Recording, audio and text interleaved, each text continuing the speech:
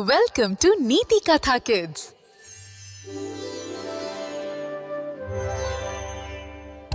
हिवाळ्याची सकाळ होती आणि आदित्यच्या घराबाहेर सर्वत्र बर्फ साचले होते. त्याला नेहमी बर्फात खेळायला आवडायचे, पण त्याला प्रत्येक गोष्ट त्याच्या इच्छेनुसार करायची होती, ज्यामुळे त्याचे मित्र कधीकधी नाराज व्हायचे. आज त्याचे मित्र मीरा आणि रोहन बर्फाचा मित्र बनवायला आले होते. आदित्यला एक खूप मोठा, प्रभावी बर्फाचा माणूस बनवायचा होता, पण मीराला एक लहान, गोंड स्नो अस्वल बनवायचे होते आणि रोहनला बर्फाचा किल्ला. आदित्यला खूप उत्साह वाटला, पण त्यांच्या वेगवेगळ्या कल्पनांमुळे त्याला थोडी अस्वस्थताही जाणवली. आदित्यने आपल्या मित्रांचे ऐकले नाही. त्याने एकटाच एक खूप मोठा बर्फाचा गोळा तयार करण्याचा प्रयत्न केला. बर्फाचा गुळगुळीत स्पर्श त्याला जाणवत होता, पण तो गोळा इतका जड होता की तो त्याच्या हातातून निसटला आणि विखुरला. त्याला खूप निराशा झाली.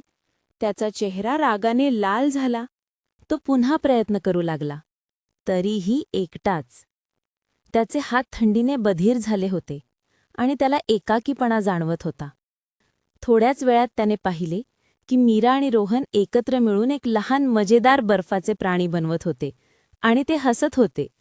त्याला खूप वाईट वाटले. आदित्यने बनवलेली बर्फाची रचना पुन्हा कोसळली. त्याला खूप निराशा झाली. जणू त्याचे स्वप्नच भंगले होते. त्याला भीती वाटली की त्याच्याकडे काहीच नसेल तर मीरा आणि रोहन इतक्या आनंदाने काम करत होते. त्याला खूप वाईट वाटले आणि त्याने विचार केला, मी काय करू? आदित्यने मीरा आणि रोहनकडे पाहिले. त्यांच्या चेहऱ्यावरचा आनंद आणि एकत्र काम करण्याचा उत्साह पाहून त्याला एक गोष्ट आठवली. एकत्र काम करण्यात किती मजा येते. त्यांच्या बर्फाच्या प्राण्यात त्याचे भलेही मोठे विचार नसले तरी त्यांच्या एकत्रित प्रयत्नांची गोडी होती. त्याला अचानक सर्व काही स्पष्ट दिसू लागले. तो हळूच मीरा आणि रोहनकडे गेला. मी तुमच्या बर्फाच्या मित्राला काही मदत करू शकतो का?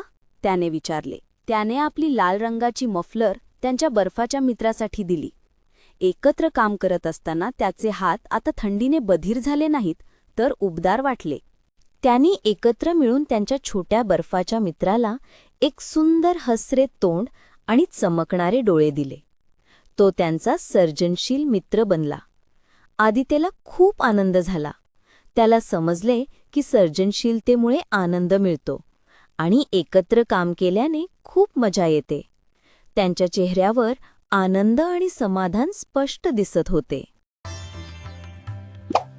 Like, share and subscribe for more stories.